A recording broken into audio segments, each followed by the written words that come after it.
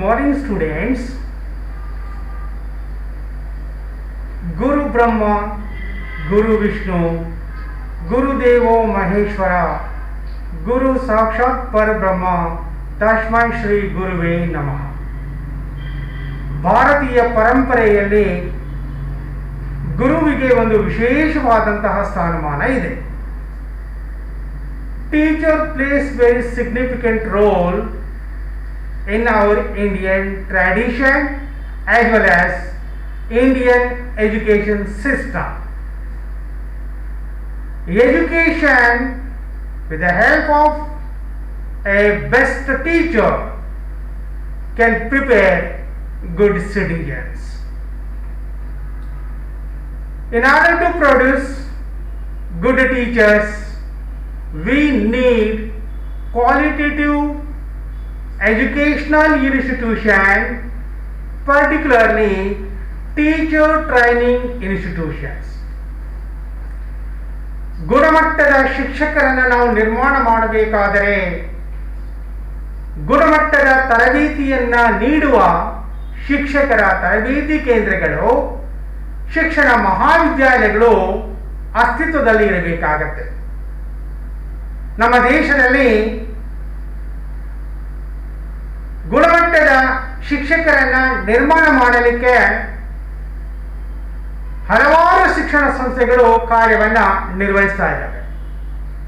In order to produce good teachers, we are having so many teacher training institutions like B.Ed colleges, DIETs, College of Teacher Education, and like that other institutions are working in order to produce good teachers. Indian Education Commission or Kothari Education Commission rightly said that the destiny of our country or the destiny of India is being shaped in her classroom. ನಮ್ಮ ದೇಶದ ಭವಿಷ್ಯ ತರಗತಿಯ ಒಳಗಡೆ ನಿರ್ಮಾಣವಾಗ್ತಾ ಇದೆ ಎನ್ನುವಂತಹ ಮಾತನ್ನ ಕೊಠಾರಿ ಶಿಕ್ಷಣ ಆಯೋಗದಲ್ಲಿ ಸ್ಪಷ್ಟವಾಗಿ ಹೇಳಲಾಗಿದೆ. ಒಂದು ದೇಶದ ಭವಿಷ್ಯವನ್ನ ನಿರ್ಮಾಣ ಮಾಡುವಂತಹ ಒಂದು ಪ್ರಕ್ರಿಯೆಯಲ್ಲಿ ಶಿಕ್ಷಣದ ಪಾತ್ರ ಬಹಳ ಅಮೋಘವಾದದ್ದು. ಹಾಗೆಯೇ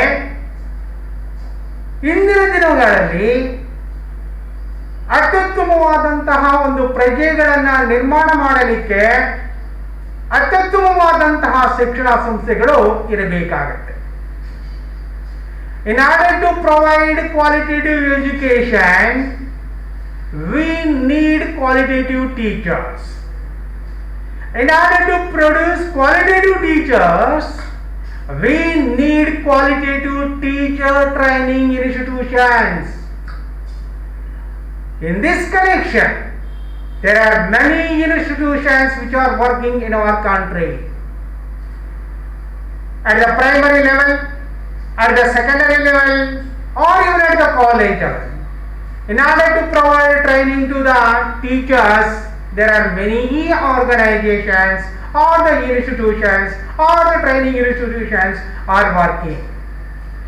In order to monitor these teacher training institutions, one national body is working, and that national body is NCTE. That is nothing but National Council for Teacher Education.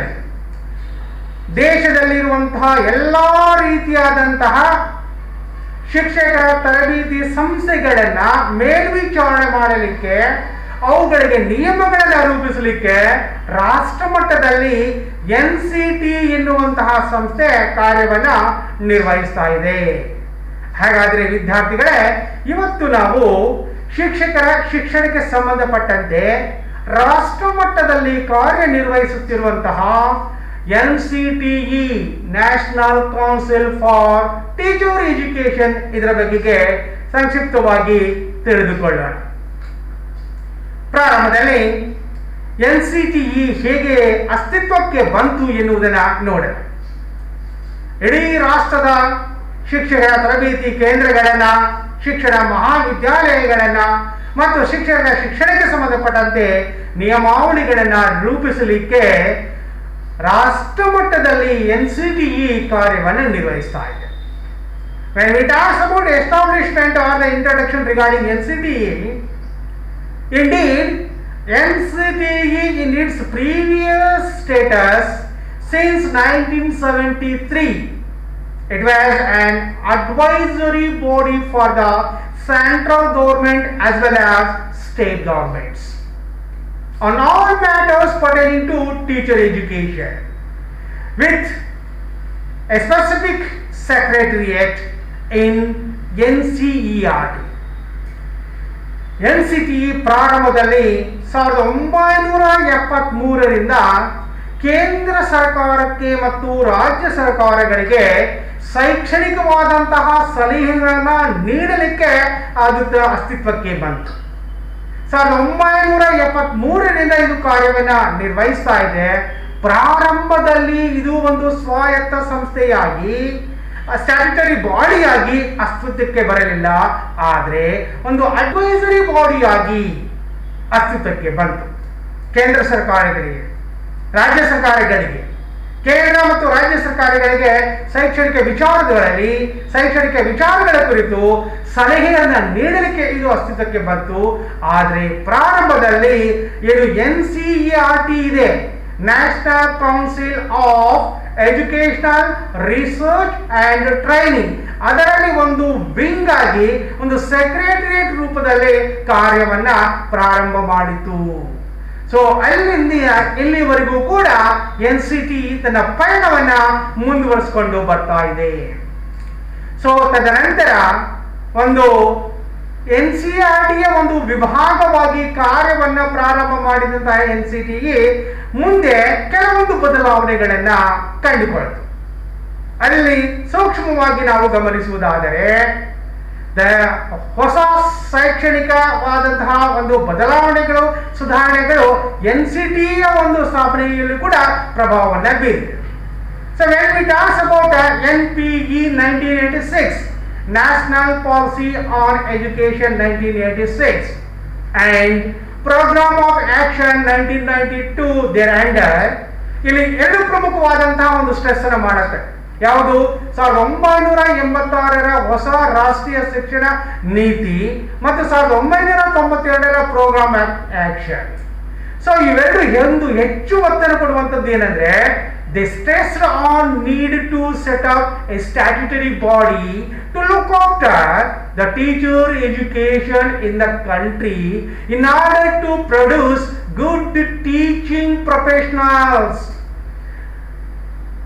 ಶಿಕ್ಷಕರ ಶಿಕ್ಷಣಕ್ಕೆ ಸಂಬಂಧಪಟ್ಟಂತೆ, ಶಿಕ್ಷಕರ ಗುಣಮಟ್ಟಕ್ಕೆ ಸಂಬಂಧಪಟ್ಟಂತೆ 1986ರ ಹೊಸ ಶಿಕ್ಷಣ ನೀತಿ ಏನಿದೆಯಲ್ಲ ಅದು ಬಹಳ ರೀತಿಯಾದಂತಹ ಶಿಫಾರಸುಗಳನ್ನು ಮಾಡಿದೆ. One of the major recommendation of National Policy on Education 1996 is that it is very essential to establish a separate statutory body to look after the teacher education system in the country. So ಆ ಅಂಶವನ್ನ ಗಮನದಲ್ಲಿ ಇಟ್ಟುಕೊಂಡು ಕೇಂದ್ರ ಸರ್ಕಾರ NCTEಗೆ ಒಂದು ವಿಶೇಷವಾದಂತಹ ಸ್ಥಾನಮಾನವನ್ನು ಕೊಡುವುದರ ಮೂಲಕ ಸ್ಥಾಪನೆ ಮಾಡುತ್ತೆ. Taking into consideration that recommendation, NCTE as a statutory body came into existence in pursuance of NCTE Act 1993 on 17th August 1995. Correct 12ನೇ ತಾರೀಕು ಆಗಸ್ಟ್ ತಿಂಗಳಿನಲ್ಲಿ 1995ರಲ್ಲಿ NCTE ಒಂದು ಸ್ವಾಯತ್ತ ಸಂಸ್ಥೆಯಾಗಿ ಅಸ್ತಿತ್ವಕ್ಕೆ ಬರುತ್ತೆ, which came into existence as a statutory body on 17th August 1995. Since then, NCTE is working in order to improve the quality of teacher education. As we know, teacher plays very significant role in education system. ಅದಕ್ಕೆ ಒಂದು ಕಡೆ ಹೇಳ್ತಾರೆ, ಗುಣಾತ್ಮಕ ಶಿಕ್ಷಣಕ್ಕಾಗಿ ಗುಣಶೀಲ ಶಿಕ್ಷಕರು ಬೇಕು. ಗುಣಶೀಲ ಶಿಕ್ಷಕರ ನಿರ್ಮಾಣ ಮಾಡಲಿಕ್ಕೆ ಗುಣಾತ್ಮಕವಾದಂತಹ ಶಿಕ್ಷಕರನ್ನ ನಿರ್ಮಾಣ ಮಾಡಲಿಕ್ಕೆ ಗುಣಾತ್ಮಕವಾದಂತಹ ಶಿಕ್ಷಕರ ತರಬೇತಿ ಕೇಂದ್ರಗಳು ಬೇಕಾಗತ್ತೆ. ಏಕೆಂದ್ರೆ ಭಾರತೀಯ ಪರಂಪರೆಯಲ್ಲಿ ನಮ್ಮ ಶಿಕ್ಷಣ ವ್ಯವಸ್ಥೆಯಲ್ಲಿ ಗುರುಗಳಿಗೆ ಒಂದು ವಿಶೇಷವಾದಂತಹ ಒಂದು ಸ್ಥಾನಮಾನ ಇದೆ. ಸೊ ಇಂತಹ ಗುರುಗಳನ್ನ ನಿರ್ಮಾಣ ಮಾಡುವಂತಹ ಕ್ರಿಯೆಯಲ್ಲಿ ತೊಡಗಿರುವಂತಹ ಶಿಕ್ಷಣ ಸಂಸ್ಥೆಗಳು, ತರಬೇತಿ ಕೇಂದ್ರಗಳು ಅತ್ಯುತ್ತಮವಾದಂತಹ ರೀತಿಯಲ್ಲಿ, ಸಮರ್ಪಕವಾದಂತಹ ರೀತಿಯಲ್ಲಿ ಕಾರ್ಯವನ್ನು ನಿರ್ವಹಿಸಬೇಕಾಗತ್ತೆ. ಅಂದಾಗ ಮಾತ್ರ we can expect qualitative teachers in our education system. So ಇಂತಹ ಒಂದು ಗುಣಾತ್ಮಕವಾದಂತಹ ಶಿಕ್ಷಕರ ತರಬೇತಿಯನ್ನ ನೀಡುವಂತಹ ನಿಟ್ಟಿನಲ್ಲಿ ಕಾರ್ಯನಿರ್ವಹಿಸಲಿಕ್ಕೆ ಪ್ರೇರಣೆ ನೀಡುವಂತಹ, ಪ್ರೋತ್ಸಾಹವನ್ನು ನೀಡುವಂತಹ ಸಂಸ್ಥೆಯೇ national council for teacher education.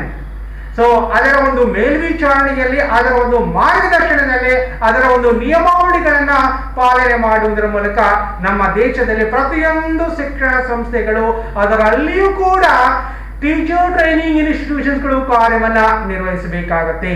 So ಈ ಒಂದು ಪ್ರಮುಖವಾದಂತಹ ಪವಿತ್ರವಾದಂತಹ ಕಾಯಕದಲ್ಲಿ NCTE ತೊಡಗಿಕೊಂಡಿದೆ ಎಂದು ಹೇಳಲಿಕ್ಕೆ ತುಂಬಾ ಸಂತೋಷವೆನಿಸುತ್ತದೆ. ಇದು NCTEಯ ಸ್ಥಾಪನೆಯ ಬಗೆಗೆ ಒಂದು ಸಂಕ್ಷಿಪ್ತವಾದಂತಹ ಪರಿಚಯ. ಯಾವುದೇ ಒಂದು ಸಂಘಟನೆ ಕಾರ್ಯವನ್ನ ನಿರ್ವಹಿಸಬೇಕಾದರೆ ಅದಕ್ಕೆ ತನ್ನದೇ ಆದಂತಹ ಒಂದು ಕೇಂದ್ರ ಕಚೇರಿ ಇರಬೇಕಾಗತ್ತೆ, ಪ್ರಾದೇಶಿಕ ಕಚೇರಿಗಳು ಇರಬೇಕಾಗತ್ತೆ. ಹಾಗೆಯೇ NCTEಯು ಕೂಡ ತನ್ನದೇ ಆದಂತಹ ಒಂದು ಕೇಂದ್ರ ಕಚೇರಿ ಇದೆ, ಹಾಗೆ ಪ್ರಾದೇಶಿಕ ಸಮಿತಿಗಳು ಕೂಡ ಇದ್ದಾವೆ. In order to have a proper working system, National Council for Teacher Education is having its own headquarters as well as regional committees at different parts of our country. Now let us see where is the headquarters and where the regional committees are working. Now, first of all, let me say the headquarters of NCTE. The headquarters of NCTE is in New Delhi. ನವದೆಹಲಿಯಲ್ಲಿ NCTEಯ ಒಂದು ಕೇಂದ್ರ ಕಚೇರಿ ಇದೆ. ಆ ಕೇಂದ್ರ ಕಚೇರಿಯಲ್ಲಿ ಒಬ್ಬರು ಮುಖ್ಯಸ್ಥರು ಇರ್ತಾರೆ. The NCTE is headed by chairman. Taking into consideration the help and cooperation of other staff, he look after the routine activities of National Council for Teacher Education. At the same time, in order to see a proper working system and in order to have a proper working system, the NCTE is having 4 regional centers. Dear students, do you know when these 4 regional centers, they are called as regional committees, are existing? Now I will tell you when 4 regional committees are what. Number 1, SRC. It is one of the regional committee of NCTE. The long form of SRC is Southern Regional Committee. It is in Bangalore. So in Karnataka, it is in Bangalore. That is Southern Regional Committee. Second one is WRC, which means Western Regional Center. It is in Madhya Pradesh, that is in Bhopal. Coming to the third one, ERC, Eastern Regional Committee. It is in Kolkata. Then the fourth one is Northern Regional Committee. Shortly we call it NRC. Northern Regional Committee is in Jaipur, Rajasthan. These are the 4 regional committees which are working at a different parts of our country. Usually what we can say east, west, north, south. For each region, 1 regional committee is there. In Karnataka also 1 regional committee is there, and that is Southern Regional Committee. Some states comes under Southern Regional Committee. As I told you, the head office of NCTE is headed by the chairman. Whereas the regional committees, all the 4 regional committees which are headed by directors. For each regional committee there will be one director. So one for the SRC, one director for WRC, another director for ERC, and a separate director for NRC. Like this, for each region there will be a director. The director will look after the routine activities of that regional committee. So like this, the chairman and the directors with proper cooperation, they work for a common goal, that is implementation of teacher education programs in the country in a systematic way. So this is regarding administration of NCTE. So the NCTE administration is with the help of a headquarter and having 4 regional committees at different parts of our country, friends. Now let us see the important part of NCTE, that is what NCTE works, why it has been established. NCTE ಏನನ್ನ ಮಾಡ್ತಾ ಇದೆ, ಯಾಕೆ ಅದು ಸ್ಥಾಪನೆ ಆಯಿತು, ಅದರ ಪ್ರಮುಖ ಕಾರ್ಯಗಳು ಏನು ಎಂಬುದನ್ನು ನಾವು ತಿಳಿದುಕೊಳ್ಳಬೇಕಾಗುತ್ತೆ. ಸೊ NCTE ಈಗಾಗಲೇ ನಾನು ಹೇಳಿದ ಹಾಗೆ ಶಿಕ್ಷಕರ ಶಿಕ್ಷಣಕ್ಕೆ ಸಂಬಂಧಪಟ್ಟಂತೆ, ಶಿಕ್ಷಕರ ಗುಣಮಟ್ಟಕ್ಕೆ ಸಂಬಂಧಪಟ್ಟಂತೆ ಸಮರ್ಪಕವಾದಂತಹ ರೀತಿಯಲ್ಲಿ ಕಾರ್ಯವನ್ನ ನಿರ್ವಹಿಸ್ತಾ ಇದೆ. ಸೊ ಆ ಹಿನ್ನೆಲೆಯಲ್ಲಿ ನಾವು NCTEಯ ಪ್ರಮುಖ ಕಾರ್ಯಗಳನ್ನ ಈಗ ನೋಡುವ. Let us see some of the important functions of NCTE. First one, achieving planned and coordinated development of teacher education system in the country. ದೇಶದಲ್ಲಿ ಶಿಕ್ಷಕರ ಶಿಕ್ಷಣದ ವ್ಯವಸ್ಥೆಯನ್ನ ಯೋಜಿತವಾದಂತಹ ರೀತಿಯಲ್ಲಿ, ಸಮನ್ವಯವಾದಂತಹ ರೀತಿಯಲ್ಲಿ ಅದನ್ನು ಸಾಧನೆ ಮಾಡುವಂಥದ್ದು. ಅಂದರೆ ಗುಣಮಟ್ಟದ ಶಿಕ್ಷಣ ಸಂಸ್ಥೆಗಳನ್ನು ಸ್ಥಾಪನೆ ಮಾಡಲಿಕ್ಕೆ ಅನುಮತಿಯನ್ನ ನೀಡುವುದರ ಜೊತೆಗೆ ಗುಣಮಟ್ಟದ ಶಿಕ್ಷಕರ ಶಿಕ್ಷಣವನ್ನು ಕಾಪಾಡಿಕೊಳ್ಳುವಂತಹ ನಿಟ್ಟಿನಲ್ಲಿ ಒಂದು ಯೋಜಿತವಾದಂತಹ ಸಮನ್ವಯವಾದಂತಹ ರೀತಿಯಲ್ಲಿ ಅದನ್ನು ಸಾಧನೆ ಮಾಡುವಂತಹ ಕೆಲಸದಲ್ಲಿ NCTE ತೊಡಗಿಕೊಂಡಿದೆ. ಎರಡನೇದಾಗಿ, regulation and proper maintenance of norms and standards in teacher education system. ಶಿಕ್ಷಕರ ಶಿಕ್ಷಣಕ್ಕೆ ಸಂಬಂಧಪಟ್ಟಂತೆ ಒಂದು ಸ್ಟ್ಯಾಂಡರ್ಡ್ ಇರಬೇಕಾಗುತ್ತೆ. Because high standard education system almost all produce high standard teachers. Because if we need a qualitative society, if we need a qualitative nation, we need a qualitative teachers. If we need qualitative teachers, what is required? A standard is required. A beautiful norms are required in order to produce good teachers, in order to have a good teacher education system. In this connection, NCTE is working very nicely. ಶಿಕ್ಷಕರ ಶಿಕ್ಷಣಗಳ ಒಂದು ಗುಣಮಟ್ಟವನ್ನು ಕಾಪಾಡಿಕೊಂಡು ಬರುವಂತ ನಿಟ್ಟಿನಲ್ಲಿ ಕೆಲವೊಂದು ಗುಣಮಟ್ಟದ ಆಧಾರ ಸ್ತಂಭಗಳನ್ನ, ಅಳತೆಗೋಲನ್ನ, ಆಧಾರಾಂಶಗಳನ್ನು ನಿರ್ಧಾರ ಮಾಡುತ್ತೆ NCTE. ಆ ಮೂಲಕ ಉತ್ತಮ ಶಿಕ್ಷಕರ ತರಬೇತಿ ಲಭ್ಯವಾಗುವಂತಹ ಒಂದು ಕ್ರಮವನ್ನ NCTE ಕೈಗೊಳ್ಳುತ್ತೆ. Then management of teacher education programmes in the country. ದೇಶದಲ್ಲಿರುವಂತಹ ಶಿಕ್ಷಕರ ಶಿಕ್ಷಣದ ಒಂದು ವ್ಯವಸ್ಥೆಯನ್ನ ನಿರ್ವಹಣೆ ಮಾಡುವಂತಹ ಕೆಲಸವನ್ನು ಕೂಡ NCTE ಮಾಡ್ತಾ ಇದೆ. ಯಾಕಂದ್ರೆ ಪ್ರೀ ಪ್ರೈಮರಿ ಲೆವೆಲ್ ಇಂದ ಹಿಡಿದು ಪೋಸ್ಟ್ ಗ್ರಾಜುಯೇಟ್ ಲೆವೆಲ್ ವರೆಗೂ ಕೂಡ ನಾವು ಟೀಚರ್ ಎಜುಕೇಶನ್ ಅನ್ನ ನಾವು ನೋಡ್ತೀವಿ. ಪ್ರೀ ಪ್ರೈಮರಿ ಆಗಿರ್ಬೋದು, ಪ್ರೈಮರಿ ಆಗಿರ್ಬೋದು, ಸೆಕೆಂಡರಿ ಆಗಿರ್ಬೋದು, ಗ್ರಾಜುಯೇಷನ್ ಆಗಿರ್ಬೋದು, ಪೋಸ್ಟ್ ಗ್ರಾಜುಯೇಷನ್ ಆಗಿರ್ಬೋದು.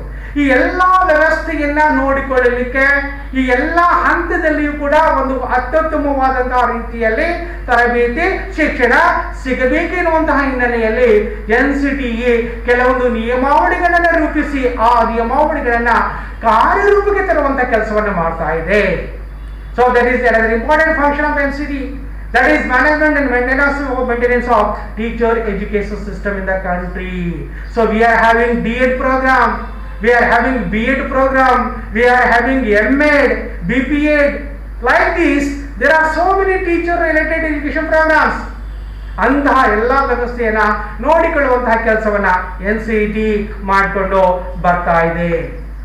ಹಾಗೆಯೇ ಪ್ರಮೋಟಿಂಗ್ ರಿಸರ್ಚ್ ಆಕ್ಟಿವಿಟೀಸ್, ಸಂಶೋಧನೆ ಪ್ರತಿಯೊಂದು ಕ್ಷೇತ್ರದಲ್ಲಿ ಕೂಡ ಬೇಕು. ಹಾಗೆಯೇ ಟೀಚರ್ ಎಜುಕೇಶನ್ ಫೀಲ್ಡ್ ನಲ್ಲಿ ಕೂಡ ಅನೇಕ ರೀತಿಯಾದಂತಹ ರಿಸರ್ಚ್ ಆಗಬೇಕಾಗತ್ತೆ, ಇನ್ನೋವೇಟಿವ್ ಪ್ರಾಕ್ಟೀಸಸ್ ಆಗಬೇಕಾಗುತ್ತೆ. ಆ ನಿಟ್ಟಿನಲ್ಲಿ ಶಿಕ್ಷಕರು ಅಥವಾ ಶಿಕ್ಷಕರ ಕ್ಷೇತ್ರದಲ್ಲಿ ಕಾರ್ಯನಿರ್ವಹಿಸುತ್ತಿರುವಂತಹ ಅನೇಕ ಅಕಾಡೆಮಿಷಿಯನ್ಗಳನ್ನ ಅವರು ಸಂಶೋಧನಾ ಕಾರ್ಯದಲ್ಲಿ ತೊಡಗುವಂತೆ ಪ್ರೇರಣೆ ನೀಡುತ್ತೆ, ಪ್ರೋತ್ಸಾಹವನ್ನು ನೀಡುತ್ತೆ. Because research is required. In order to have new practices in our education system, it is very essential to conduct research activities. So ಅಂತಹ ಒಂದು ಸಂಶೋಧನಾ ಚಟುವಟಿಕೆಗಳು ಕೂಡ ಇದು ಮಹತ್ವವನ್ನ ಕೊಡುತ್ತೆ. ದೆನ್ ಐದನೆಯದಾಗಿ inspection of teacher education institutions. ದೇಶದಲ್ಲಿರುವಂತಹ ಪ್ರತಿಯೊಂದು ಶಿಕ್ಷಕರ ತರಬೇತಿ ಕೇಂದ್ರಗಳನ್ನ, ಶಿಕ್ಷಣ ಮಹಾವಿದ್ಯಾಲಯಗಳನ್ನ, ಡಯಟ್ಗಳನ್ನ, CTEಗಳನ್ನ, ವಿಶ್ವವಿದ್ಯಾಲಯಗಳಿರುವಂತಹ ಎಜುಕೇಶನ್ ಡಿಪಾರ್ಟ್ಮೆಂಟ್ಗಳನ್ನ ಒಂದು ಇನ್ಸ್ಪೆಕ್ಷನ್ ಮಾಡುವಂತಹ, ವಿಸಿಟ್ ಮಾಡುವಂತಹ ಪ್ರಮುಖ ಕಾರ್ಯವನ್ನು ಕೂಡ NCET ಮಾಡ್ತಾ ಬಂದಿದೆ. ವಿದ್ಯಾರ್ಥಿಗಳೇ, ಯಾವುದೇ ಒಂದು ಸಂಸ್ಥೆ ಒಂದು DED ಪ್ರೋಗ್ರಾಮ್ ಅನ್ನ, BEd ಪ್ರೋಗ್ರಾಮ್ ಅನ್ನ, MEd ಪ್ರೋಗ್ರಾಮ್ ಅನ್ನ, BPEd ಪ್ರೋಗ್ರಾಮ್ ಅನ್ನ ಅಥವಾ MPEd ಕೋರ್ಸ್ ಅನ್ನ ಸ್ಥಾಪನೆ ಮಾಡಬೇಕಂದ್ರೆ NCETಗೆ ಅಪ್ಲಿಕೇಶನ್ ಆಗಬೇಕಾಗತ್ತೆ, ಶುಲ್ಕವನ್ನು ಪಾವತಿ ಮಾಡಿಸಬೇಕಾಗತ್ತೆ. ತದನಂತರ NCETಯ ಒಂದು ಟೀಮು VT ಮೆಂಬರ್ಸ್ ಅಂತ, ವಿಸಿಟಿಂಗ್ ಟೀಮ್ ಮೆಂಬರ್ಸ್, ಆ ಕಮಿಟಿ ಆ ಸಂಸ್ಥೆಗೆ, ಕಾಲೇಜಿಗೆ ಭೇಟಿಯನ್ನು ಕೊಡುತ್ತೆ, ಮೇಲ್ವಿಚಾರಣೆಯನ್ನು ಮಾಡುತ್ತೆ, ತಪಾಸಣೆಯನ್ನು ಮಾಡುತ್ತೆ. ಆ ಇನ್ಸ್ಪೆಕ್ಷನ್ ಮಾಡಿದ ನಂತರ ಆ ಒಂದು ಸಂಸ್ಥೆ ಶಿಕ್ಷಕರ ಶಿಕ್ಷಣವನ್ನ ಒಂದು BEd ಪ್ರೋಗ್ರಾಮ್ ಆಗಿರಬಹುದು, DEd ಆಗಿರ್ಬೋದು, BPEd ಆಗಿರ್ಬೋದು, MPEd ಆಗಿರ್ಬೋದು ಅಥವಾ ಯಾವುದೇ MEd ಕೋರ್ಸ್ ಆಗಿರಬಹುದು, ಅಲ್ಲಿ ಪ್ರಾರಂಭ ಮಾಡಲಿಕ್ಕೆ ಅವಶ್ಯಕವಾಗಿ ಬೇಕಾಗಿರುವಂತಹ ಮೂಲಭೂತ ಸೌಲಭ್ಯಗಳನ್ನು ಹೊಂದಿದೆಯಾ ಅನ್ನೋದನ್ನ ಪರೀಕ್ಷೆ ಮಾಡುತ್ತೆ, ತಪಾಸಣೆ ಮಾಡುತ್ತೆ. ಸೊ ಆ ಸಂಸ್ಥೆ ಆ ಮೂಲಭೂತವಾದಂತಹ ಸೌಲಭ್ಯಗಳನ್ನು ಹೊಂದಿದ್ದರೆ ಮಾತ್ರ NCET ಆ ಕೋರ್ಸ್ಗಳನ್ನ ಪ್ರಾರಂಭ ಮಾಡಲಿಕ್ಕೆ ಅನುಮತಿಯನ್ನು ಕೊಡುತ್ತೆ, ರೆಕಗ್ನೈಸ್ ಅನ್ನು ಕೊಡುತ್ತೆ. ಇಲ್ಲ ಅಂದ್ರೆ ಯಾವುದೇ ಒಂದು ಸಂಸ್ಥೆ without recognition, without permission of the NCET, they are not supposed to open any course or any program. So in this connection, NCET's role is very, very important. The NCET team, that is visiting team members, experts, they should see the aspects, infrastructure, different wings, facilities available in the institutions in a proper way and sincerely, and accordingly they are supposed to give report to the NCET. By seeing the report, by checking all the facilities, the NCET will give permission to the such kind of institutions to open BEd program, MEd program or any teacher related programs, friends. So ಈ ಹಂತದಲ್ಲಿ ಇಲ್ಲಿ NCETಯ ಒಂದು ಪಾತ್ರ ಬಹಳ ಪ್ರಮುಖವಾಗಿರುತ್ತೆ. So ಬಹಳ ಸೂಕ್ಷ್ಮವಾಗಿ ಶಿಕ್ಷಣ ಸಂಸ್ಥೆಗಳಿಗೆ ಇಂತಹ ಕೋರ್ಸ್ಗಳನ್ನು ಪ್ರಾರಂಭ ಮಾಡಲಿಕ್ಕೆ ಅನುಮತಿಯನ್ನು ಕೊಡಬೇಕಾದ್ರೆ ಎಲ್ಲಾ ಅಂಶಗಳನ್ನ ಪರಿಗಣಿಸಬೇಕಾಗುತ್ತೆ. ಈ ಒಂದು ಪ್ರಮುಖ ಕಾರ್ಯವನ್ನು ಕೂಡ NCET ಮಾಡ್ತಾ ಬಂದಿದೆ. Then organising training programmes. NCET may organize different training programs to the teachers. Indeed, in service training programs. ಶಿಕ್ಷಕ ತನ್ನ ವೃತ್ತಿಯಲ್ಲಿ ಇರಬೇಕಾದ್ರೆ ಅನೇಕ ಹೊಸ ಹೊಸ ವಿಷಯಗಳನ್ನು ಕಲಿಯಬೇಕಾಗತ್ತೆ. ಪ್ರತಿಯೊಂದು ದಿನದ ಪ್ರತಿಯೊಂದು ಕ್ಷಣದ ಮಾಹಿತಿಯನ್ನ ಅಪ್ಡೇಟ್ ಮಾಡ್ಕೋಬೇಕಾಗತ್ತೆ. ಯಾಕಂದ್ರೆ ರವೀಂದ್ರನಾಥ್ ಟ್ಯಾಗೋರ್ ಅವರು ಒಂದು ಮಾತನ್ನು ಬಹಳ ಸ್ಪಷ್ಟವಾಗಿ ಹೇಳಿದ್ದಾರೆ. ಆ ಮಾತನ್ನು ನಾವಿಲ್ಲಿ ನೋಡಿದಾಗ ಇಲ್ಲಿ ಶಿಕ್ಷಕ ಹೇಗೆ ನಿರಂತರವಾಗಿ ತನ್ನನ್ನು ತಾನು ಅಧ್ಯಯನದಲ್ಲಿ, ಕಲಿಕೆಯಲ್ಲಿ ತೊಡಗಿಕೊಳ್ಳಬೇಕು ಎನ್ನುವುದರ ಮಹತ್ವ ನಮಗೆ ತಿಳಿದು ಬರುತ್ತೆ. So as far Rabindranath Tagore, a lamp can never light another lamp unless it continues to burn its own flames. A teacher can never truly teach unless he or she is still learning himself ಎನ್ನುವಂತಹ ಮಾತನ್ನ ರವೀಂದ್ರನಾಥ ಟ್ಯಾಗೋರ್ ಅವರು ಸ್ಪಷ್ಟವಾಗಿ ಹೇಳಿದ್ದಾರೆ. ಒಂದು ದೀಪ ಇನ್ನೊಂದು ದೀಪವನ್ನ ಹಚ್ಚಬೇಕಾದರೆ ಆ ದೀಪ ನಿರಂತರವಾಗಿ ಹತ್ತಿರಬೇಕಾಗತ್ತೆ. ಹಾಗೆಯೇ ಒಬ್ಬ ಶಿಕ್ಷಕ ವಿದ್ಯಾರ್ಥಿಗಳಿಗೆ ಹೊಸ ಹೊಸ ಜ್ಞಾನವನ್ನು ಕೊಡಬೇಕಾದ್ರೆ ನಿರಂತರವಾಗಿ ಕಲಿಕೆಯಲ್ಲಿ ತೊಡಗಿಕೊಳ್ಳಬೇಕಾಗತ್ತೆ. Then only we can upload our knowledge, you can upgrade our knowledge, we can improve ourselves, we can have professional efficiency. So ನಮ್ಮನ್ನು ನಾವು ಅಪ್ಡೇಟ್ ಮಾಡಿಕೊಳ್ಳಬೇಕಾದರೆ ಈ ರೀತಿಯಾದಂತಹ ನಿರಂತರವಾದಂತಹ ಅಧ್ಯಯನಶೀಲತೆ ನಮಗೆ ಇರಬೇಕಾಗುತ್ತೆ. In this connection national council for teacher education organises different kind of training programmes for teachers as well as teacher educators, friend. Now the another important work or the function of NCT is sets of norms and standards for teacher education. Teacher education ಹೇಗೆ ಇರಬೇಕು ಅನ್ನೋದ್ರ ಬಗ್ಗೆ ಒಂದು standard ಅನ್ನು fix ಮಾಡುತ್ತೆ, norms ಗಳನ್ನ fix ಮಾಡುತ್ತೆ. ಆ ಪ್ರಕಾರವಾಗಿ ಪ್ರತಿಯೊಂದು ಶಿಕ್ಷಣ ಸಂಸ್ಥೆಗಳು ಅವುಗಳನ್ನ ಪಾಲಿಸುವುದರ ಮೂಲಕ, ಅನುಷ್ಠಾನಕ್ಕೆ ತರುವುದರ ಮೂಲಕ ಗುಣಮಟ್ಟದ ತರಬೇತಿಯನ್ನು ನೀಡುವಲ್ಲೇ ಪ್ರಾಮಾಣಿಕವಾದಂತಹ ರೀತಿಯಲ್ಲಿ ಪ್ರಯತ್ನವನ್ನು ಮಾಡಬೇಕಾಗುತ್ತೆ ಸ್ನೇಹಿತರೆ. Then 8th one is planning, coordinating and implementing innovative practices. ಪ್ರತಿಯೊಂದು ಕ್ಷೇತ್ರದಲ್ಲಿ ಕೂಡ ನಾವೀನ್ಯತೆಯನ್ನು ನಾವು ಇವತ್ತು ನೋಡ್ತಾ ಇದ್ದೇವೆ, ಬದಲಾವಣೆಗಳನ್ನು ನಾವು ನೋಡ್ತಾ ಇದ್ದೇವೆ, ಸುಧಾರಣೆಗಳನ್ನು ನಾವು ನೋಡ್ತಾ ಇದ್ದೇವೆ. ಶಿಕ್ಷಕರ ಕ್ಷೇತ್ರವು ಕೂಡ ಅದಕ್ಕೆ ಹೊರತಾಗಿಲ್ಲ. Every field needs changes like that. Teacher education field also needs some kind of improvement or changes. In this connection, NCT may have planning or coordination regarding implementing innovative practices in the field of teacher education. So that is also another important function of NCTE. Then the another important function of NCTE is undertake surveys and studies relating to various aspects of teacher education. ಶಿಕ್ಷಕರ ಶಿಕ್ಷಣಕ್ಕೆ ಸಂಬಂಧಪಟ್ಟಂತೆ ನಾನಾ ರೀತಿಯಾದಂತಹ ಸಮೀಕ್ಷೆಯನ್ನ ಕೈಗೊಳ್ಳುತ್ತೆ, ಅಧ್ಯಯನವನ್ನು ಕೈಗೊಳ್ಳುತ್ತೆ. ಆ ಮೂಲಕ ಶಿಕ್ಷಕರ ಶಿಕ್ಷಣದ ನಿಯಮಗಳು, ಕಾರ್ಯಕ್ರಮಗಳು ಎಷ್ಟರ ಮಟ್ಟಿಗೆ ಅನುಷ್ಠಾನಕ್ಕೆ ಬಂದಿವೆ, ಎಷ್ಟರ ಮಟ್ಟಿಗೆ ಯಶಸ್ವಿಯಾಗಿವೆ ಎನ್ನುವುದನ್ನು ತಿಳಿದುಕೊಳ್ಳಲಿಕ್ಕೆ ಸಾಧ್ಯವಾಗುತ್ತೆ. ಸೊ ಆ ಪ್ರಕಾರದ ಒಂದು ಸರ್ವೆ ಅಥವಾ ಸ್ಟಡೀಸ್ಗಳನ್ನ NCTE ಕೈಗೊಳ್ಳುತ್ತೆ. ಆ ಮೂಲಕ NCTE ಇನ್ನೂ ಏನಾದರೂ ಬದಲಾವಣೆ, ಸುಧಾರಣೆಯನ್ನ ತರಬೇಕಾ ಎನ್ನುವಂತಹ ದಿಸೆಯಲ್ಲಿ ಯೋಜನೆ ಮಾಡಿಕೊಳ್ಳಲಿಕ್ಕೆ ಅದು ಸಹಾಯಕವಾಗುತ್ತೆ. Then lay down guidelines and norms for teacher education courses and recruitment. NCTE fixes the norms for admission to the teacher training program.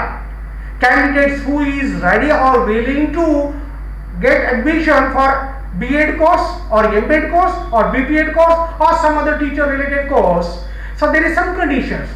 The qualifications is that who fulfills these conditions, he or she is eligible to get admission to the teacher training courses.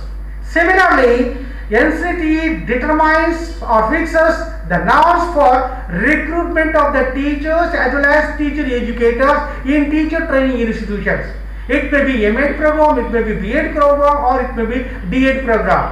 So where teachers are required, at the time of recruitment, some norms should be there, some minimum qualification should be there, professional efficiency is required. So all these things are determined and fixed by the NCTE. NCTE fixes the norms for the recruitment. So each and every educational institutions which are providing teacher training or teacher education, which are supposed to follow these norms properly at the time of recruitment. ಶಿಕ್ಷಕರ, ಪ್ರಶಿಕ್ಷಕರ, ಅಧ್ಯಾಪಕರ ನೇಮಕಾತಿ ಮಾಡುವಾಗ ಈ ನಿಯಮಗಳನ್ನ NCTE ನಿಯಮಗಳನ್ನ ಕಡ್ಡಾಯವಾಗಿ ಪಾಲಿಸಬೇಕಾಗತ್ತೆ. Then the another important function of NCTE is making recommendation. To whom? NCTE makes recommendations. NCTE may give guidance. To whom? Central government, state governments, even UGC, University Grants Commission, then the universities, it may be state universities or central universities, and recognized institutions, particularly teacher training institutions.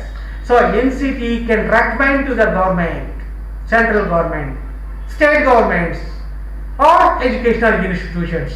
NCTE ಶಿಕ್ಷಕರ ಶಿಕ್ಷಣಕ್ಕೆ ಸಂಬಂಧಪಟ್ಟಂತೆ, ಶಿಕ್ಷಣದ ಗುಣಮಟ್ಟಕ್ಕೆ ಸಂಬಂಧಪಟ್ಟಂತೆ ಕೇಂದ್ರ ಸರ್ಕಾರಕ್ಕೆ, ರಾಜ್ಯ ಸರ್ಕಾರಗಳಿಗೆ, ವಿಶ್ವವಿದ್ಯಾಲಯ ಧನಸಹಾಯ ಆಯೋಗಕ್ಕೆ, ರಾಷ್ಟ್ರದಲ್ಲಿರುವಂತಹ ವಿಶ್ವವಿದ್ಯಾಲಯಗಳಿಗೆ ಮತ್ತು ಇನ್ನಿತರ ಶಿಕ್ಷಣ ಸಂಸ್ಥೆಗಳಿಗೆ ಶಿಫಾರಸನ್ನು ಮಾಡಬಹುದು. ಯಾವುದರ ಬಗ್ಗೆ? ಶಿಕ್ಷಕರ ಗುಣಮಟ್ಟದ ಬಗ್ಗೆ, ಶಿಕ್ಷಣದ ಗುಣಮಟ್ಟದ ಬಗೆಗೆ ಹೊಸ ಹೊಸ ಕಾರ್ಯಕ್ರಮಗಳನ್ನು ರೂಪಿಸಲಿಕ್ಕೆ ಸಂಬಂಧಿಸಿದಂತೆ ಅದು ಅಂದರೆ NCTE ಸರ್ಕಾರಕ್ಕೆ ಮತ್ತು ಇನ್ನಿತರ ಶಿಕ್ಷಣ ಸಂಸ್ಥೆಗಳಿಗೆ ಶಿಫಾರಸುಗಳನ್ನು ಮಾಡಬಹುದು. ಹಾಗೆಯೇ controlling teacher education system in the country, it is another important responsibility of NCTE. ಇಡೀ ದೇಶದಲ್ಲಿರುವಂತಹ ಶಿಕ್ಷಕರ ಶಿಕ್ಷಣದ ಒಂದು ವ್ಯವಸ್ಥೆಯನ್ನ ನೋಡಿಕೊಳ್ಳುವಂಥದ್ದು, ನಿಯಂತ್ರಿಸುವಂಥದ್ದು ಕೂಡ NCTEಯ ಒಂದು ಪ್ರಮುಖವಾದಂತಹ ಕಾರ್ಯವಾಗಿರುತ್ತೆ. ಸೊ ಈ ಕಾರ್ಯಗಳನ್ನ NCTE ಬಹಳ ಸಮರ್ಪಕವಾಗಿ ನಿರ್ವಹಿಸಿಕೊಂಡು ಬರ್ತಾ ಇದೆ. Along with these functions, there are many functions and responsibilities which are performed by NCTE.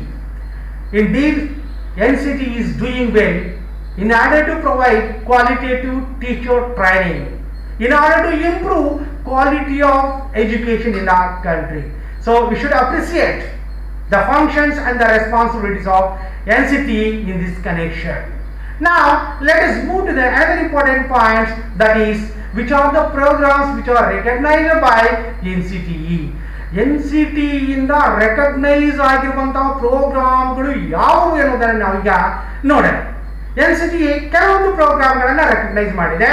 So ಆ ಪ್ರೋಗ್ರಾಮ್ಸ್ಗಳು NCTE ರೆಕಗ್ನೈಸ್ ಆದ ಮೇಲೆ ಮಾತ್ರ ಅದಕ್ಕೆ ವಿಶ್ವವಿದ್ಯಾಲಯಗಳಲ್ಲಿ, ಕಾಲೇಜುಗಳಲ್ಲಿ ಅದಕ್ಕೆ ಮಾನ್ಯತೆ ಇರುತ್ತೆ.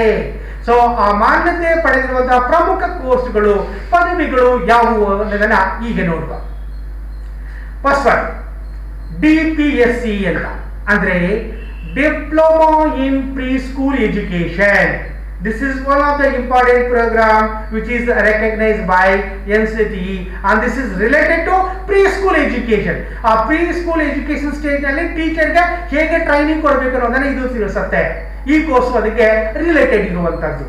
ಎರಡನೇದಾಗಿ DEIED ಅಂತ ಅಂದ್ರೆ ಡಿಪ್ಲೊಮಾ ಇನ್ ಎಲಿಮೆಂಟರಿ ಎಜುಕೇಶನ್, ಪ್ರಾಥಮಿಕ ಶಾಲೆಗೆ ಸಂಬಂಧಪಟ್ಟಂತಹ ಡಿಪ್ಲೊಮಾ ಕೋರ್ಸ್ಗೆ ಸಂಬಂಧಪಟ್ಟಂತಹ ಒಂದು course. Then we have Bachelor of Elementary Education. Bachelor of Elementary Education ಪ್ರಾಥಮಿಕ ಶಾಲಾ ಹಂತದಲ್ಲಿ ಶಿಕ್ಷಕರಾಗಲಿಕ್ಕೆ ಒಂದು ಅರ್ಹತೆ, ಒಂದು ಪದವಿ ಬೇಕಲ್ಲ, ಆ ಒಂದು ಕೋರ್ಸು NCTE ಇಂದ ರೆಕಗ್ನೈಸ್ ಆಗಿರುವಂತದ್ದು. Then another one is that B.Ed college. I mean Bachelor of Education. Bachelor of Education there is most important program which produce teachers for the secondary and higher secondary level. ಪ್ರೌಢಶಾಲೆಗಳಲ್ಲಿ ಅಥವಾ ಹಿರಿಯ ಮಾಧ್ಯಮಿಕ ಹಂತದಲ್ಲಿ ಬೇಕಾಗುವಂತಹ ಶಿಕ್ಷಕರಿಗೆ ತರಬೇತಿಯನ್ನು ನೀಡುವಂತಹ ಪ್ರಮುಖವಾದಂತಹ ಒಂದು course bachelor of education. So ನಮ್ಮ ದೇಶದಲ್ಲಿ ಸರ್ಕಾರಿ ಅನುದಾನ ರಹಿತ ಶಿಕ್ಷಣ ಸಂಸ್ಥೆಗಳು ಈ ಒಂದು ಪದವಿಗೆ ಕೋರ್ಸ್ಗಳನ್ನ ಪ್ರಾರಂಭವನ್ನ ಮಾಡಿರುವುದನ್ನು ನಾವು ಗಮನಿಸಬಹುದು. ಕರ್ನಾಟಕದಲ್ಲಿ ಈಗ 338 B.Ed ಕಾಲೇಜುಗಳು ಕಾರ್ಯವನ್ನು ನಿರ್ವಹಿಸ್ತಾ ಇದ್ದಾವೆ. ಇಡೀ ದೇಶದಲ್ಲಿ more than 1000 teacher training institutions are working. So ಆ ಒಂದು B.Ed ಪ್ರೋಗ್ರಾಮ್ ಕೂಡ NCTE ಇಂದ ರೆಕಗ್ನೈಸ್ ಆಗಿರುವಂತದ್ದು. ಹಾಗೆಯೇ ಮಾಸ್ಟರ್ ಆಫ್ ಎಜುಕೇಶನ್, B.Ed ಆದ ನಂತರ ಯಾವುದೇ ಒಬ್ಬ ವಿದ್ಯಾರ್ಥಿ PhD ಮಾಡಬೇಕೆನ್ನುವಂತ ಬಯಸಿದ್ರೆ he may go for M.Ed master of education. ಆ ಮಾಸ್ಟರ್ ಆಫ್ ಎಜುಕೇಶನ್ ಪ್ರೋಗ್ರಾಮು ಕೂಡ NCTE ಇಂದ ರೆಕಗ್ನೈಸ್ ಆಗಿರುವಂತಹ ಒಂದು ಕೋರ್ಸ್. ಹಾಗೆಯೇ ಫಿಸಿಕಲ್ ಎಜುಕೇಶನ್ ಸಂಬಂಧಪಟ್ಟಂತೆ ಕೂಡ ಕೆಲವೊಂದು ಕೋರ್ಸ್ಗಳು NCTE ಇಂದ ರೆಕಗ್ನೈಸ್ ಆಗಿದ್ದಾರೆ. And this is the courses which are related to physical education. They are Diploma in Physical Education, then Bachelor of Physical Education, similarly Master of Physical Education. These are some of the important courses related to physical education. ಶಾಲೆಗಳಲ್ಲಿ, ಕಾಲೇಜುಗಳಲ್ಲಿ ದೈಹಿಕ ನಿರ್ದೇಶಕರು, ದೈಹಿಕ ಶಿಕ್ಷಕರು ಬೇಕಾಗತ್ತೆ. ಅವರಿಗೆ ತರಬೇತಿಯನ್ನು ನೀಡಲಿಕ್ಕೆ ಅವರು ಕೆಲವೊಂದು ಶಿಕ್ಷಣ ಸಂಸ್ಥೆಗಳಿದ್ದಾವೆ, ಅವುಗಳು ಇಂತಹ ಕೋರ್ಸ್ಗಳನ್ನ ಪ್ರಾರಂಭ ಮಾಡಿವೆ. ಅದೇ DP.Ed, BP.Ed, ಇಂತಹ MP.Ed ಇವೆಲ್ಲವೂ ಕೂಡ ದೈಹಿಕ ಶಿಕ್ಷಕರ, ದೈಹಿಕ ನಿರ್ದೇಶಕರ ಶಿಕ್ಷಣಕ್ಕೆ ಸಂಬಂಧಪಟ್ಟಂತಹ ಪ್ರಮುಖ ಕೋರ್ಸ್ಗಳು. Similarly, nowadays we are talking about integrated program. ಇತ್ತೀಚಿನ ದಿನಗಳಲ್ಲಿ ನಾವು ಹೊಸ ಇಂಟಿಗ್ರೇಟೆಡ್ ಪ್ರೋಗ್ರಾಮ್ ಬಗ್ಗೆ ಚರ್ಚೆ ಮಾಡ್ತಾ ಇದ್ದೀವಿ. ಅಂತಹ ಇಂಟಿಗ್ರೇಟೆಡ್ ಪ್ರೋಗ್ರಾಮ್ ಕೂಡ ನಮ್ಮ ಟೀಚರ್ ಎಜುಕೇಶನ್ ಅಲ್ಲಿ ಬಂದಿದೆ. Which are these integrated programs which are introduced in teacher education field? Nowadays we are talking about 4-year integrated program. That is B.Ed program. 4-year integrated B.Ed program. That is known as BA B.Ed, BSc B.Ed. So this is the 4-year integrated program. Already NCT has decided, Government of India has decided to implement 4-year B.Ed program in the country. Already 4-year integrated program is running in the Regional Institute of Education, which are run by NCERT. So already that is there.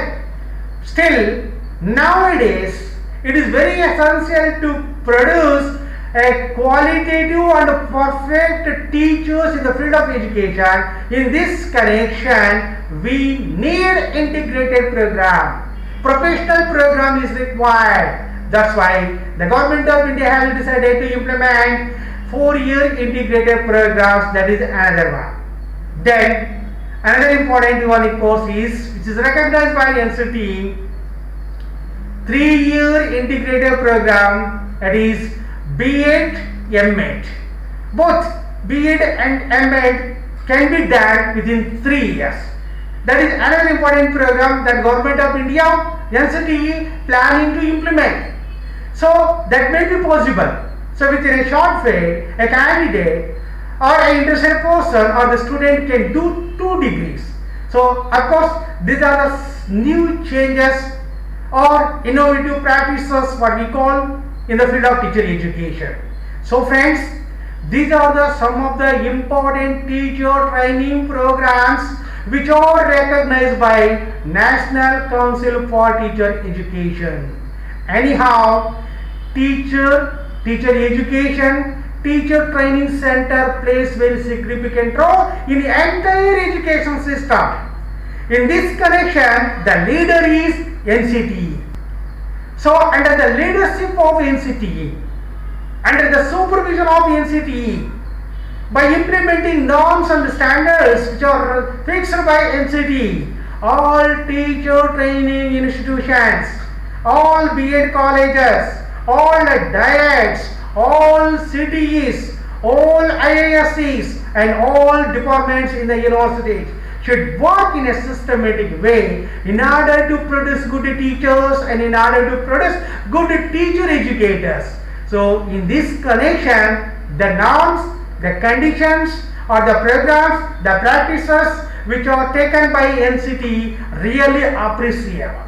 So we should appreciate the practices, we should appreciate the efforts which is by NCT being taken and which is trying to improve the quality of education, which is trying to improve the quality of teacher education. So ಈ ಎಲ್ಲ ವಿಷಯವನ್ನು ನಾವು ನೋಡಿದಾಗ NCTಯ ಪಾತ್ರ ಶಿಕ್ಷಕರಿಗೆ ಸಂಬಂಧಪಟ್ಟಂತೆ, ಶಿಕ್ಷಕರ ಶಿಕ್ಷಣಕ್ಕೆ ಸಂಬಂಧಪಟ್ಟಂತೆ ಬಹಳ ಅತ್ಯಮೂಲ್ಯವಾದದ್ದು, ಅಮೋಘವಾದದ್ದು ಅಂತ ನಾವು ಪರಿಗಣಿಸಬಹುದು. ಸೊ ಈ ಪ್ರಕಾರವಾಗಿ ಟೀಚರ್ ಎಜುಕೇಶನ್ಗೆ ಸಂಬಂಧಪಟ್ಟಂತೆ ರಾಷ್ಟ್ರ ಮಟ್ಟದಲ್ಲಿ ಒಂದು ಸ್ವಾಯತ್ತ ಸಂಸ್ಥೆಯಾಗಿ ಕಾರ್ಯನಿರ್ವಹಿಸುತ್ತಿರುವಂತಹ NCTಯ ಒಂದು ಪಾತ್ರ ಶ್ಲಾಘನೀಯವಾದದ್ದು. ಸೊ ಈ ಎಲ್ಲ ವಿಚಾರಗಳನ್ನು ನಾವು ಮನಗೊಂಡಾಗ NCTಯ ನಾರ್ಮ್ಸ್ಗಳನ್ನು, ಸ್ಟ್ಯಾಂಡರ್ಡ್ಸ್ಗಳನ್ನು ನಾವು ಯಥಾವತ್ತಾಗಿ ಅನುಷ್ಠಾನಕ್ಕೆ ತಂದಿದ್ದೇ ಆದರೆ ಶಿಕ್ಷಣದ ಗುಣಮಟ್ಟವೂ ಕೂಡ ಇಂಪ್ರೂವ್ ಆಗುತ್ತೆ, ಶಿಕ್ಷಕರ ಗುಣಮಟ್ಟವೂ ಕೂಡ ಇಂಪ್ರೂವ್ ಆಗುತ್ತೆ. ಆ ಮೂಲಕ ಅತ್ಯುತ್ತಮವಾದಂತಹ ಪ್ರಜೆಗಳನ್ನ ನಿರ್ಮಾಣ ಮಾಡಲಿಕ್ಕೆ ಸಾಧ್ಯವಾಗುತ್ತೆ. ಸೊ ಇದು NCTಯ ಒಂದು ಸಂಕ್ಷಿಪ್ತವಾದಂತಹ ಪರಿಚಯ. ಧನ್ಯವಾದಗಳು ವಿದ್ಯಾರ್ಥಿಗಳೇ.